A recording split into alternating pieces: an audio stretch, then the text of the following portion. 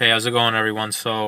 I wanted to make this quick video just to explain a few ideas that I had in terms of how you can set up your squad, which players you can pick, mix and match, try to make it a little more interesting for yourself, and to make it a little more fun in terms of combining different leagues and players that you may like to use, but can't find the way to do it.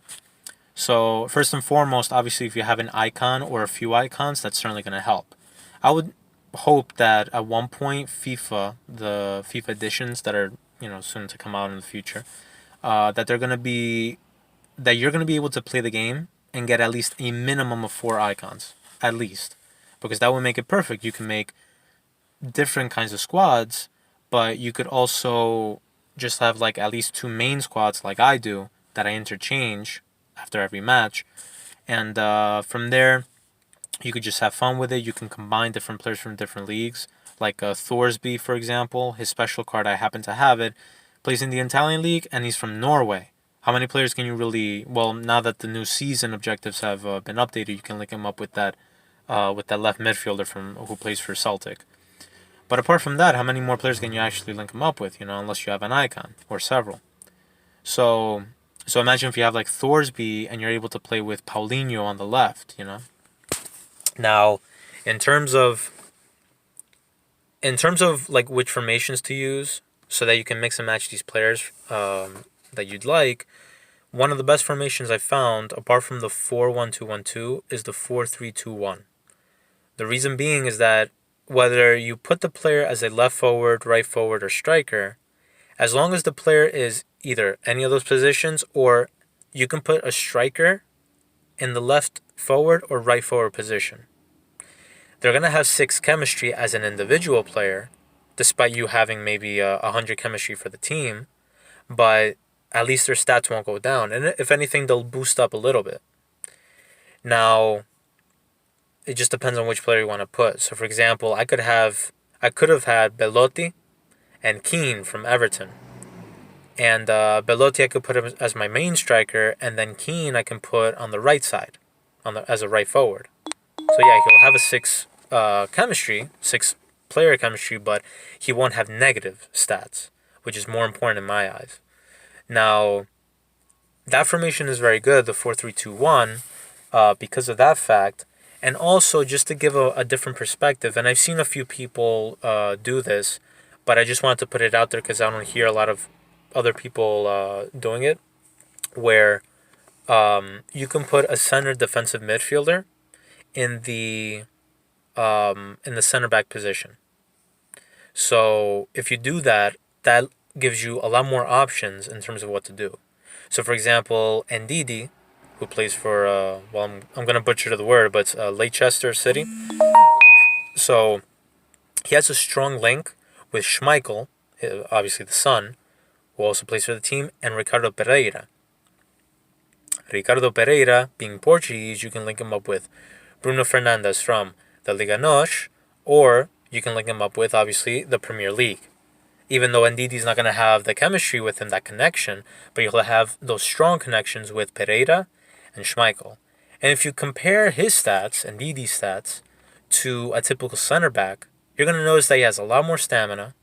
He has more pace than the average center back. And I would say the average center back has about a 65, 66 pace.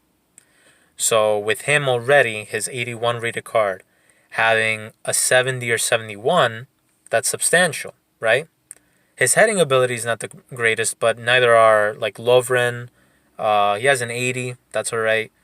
Well, headers don't really matter too much, but he can jump high, ndidi, and being 6'2", with high defensive work rates and medium attack, it's a very good center back to use. Now, the other thing you could do is put, let's say, Leroy Mendy as a left back from Real Madrid. Combine him with Militao, and then you can link up Militao with Allen from Napoli. Even though he's not going to link up with Mendy, he's still not going to have negative stats. So, and plus, the left back position and right back position are isolated. So that makes it a little better to at least have that player connect with one. So in the case of Ndidi, even though he's a center back, that's a little more tricky. because you need to be able to link up that player very strongly to make sure that nothing goes down in terms of attributes. Now, so what I found is, like, let's say Schmeichel and ndidi as my right center back, and then Ricardo Pereira as my right back. And then from there, I just carry on with the Portuguese team, players, or whatever. And the other thing I've done is I've had, like, Mendy from Real Madrid. I had Militao as my center back, which leaves me to use goalkeepers from La Liga, or I can combine them. Now I just packed Alisson, a tradable Alisson. He's about 40,000, 38,000. And so now I have him, and then I can link him up with ndidi. So that's a very good combination right there. And then right there, Militao can link up with Paulinho from the Chinese league, which I'm looking forward to. Teixeira has to get a Team of the Season card. His card is going to be sick. Because I already used his baby card, and it's amazing. So you have Paulinho, then you have Allen. So that already leaves me up to, I have the Chinese league going on. I have the Italian league going on, right? And then I have La Liga on my left side. I have the English league on the right. And then, of course, Schmeichel is a very strong link up with ndidi. Or in my case, I would use Alisson, right? So I link him up with Militao and ndidi. And right there, the chemistry is at least going to be a 6 or a 7. Now, considering that midfield, and then, I don't know, I could put, let's say Bruno Fernandes for now. So then you have, like, then in my case, I have Bernardo Silva, his 91 rated card. But if you don't have that, you could use Cachejon. Because Cachejon already has pace, and he has stamina. And his dribbling is not that bad already. His composure is 78, which to me is fine still, but, they got to get rid of that composure stat. And then from there, you're just linking up players. You could put Iñaki Williams, continue that La Liga link. Then you can put Teixeira. That's going to have a strong link with Paulinho, a link with Allen, and then that's it. So you have left forward as Teixeira, then you have Iñaki Williams, and then you have Cachejon. And that's a good combination, and you'll have like a 82, 85 team chemistry, and then nobody's going to have negative links. And then that leaves you up to use 11 other players that you can build another squad, that you can interchange. And that's what I usually do, especially like on the weekend league and stuff like that. But, so that's like one point that I wanted to make.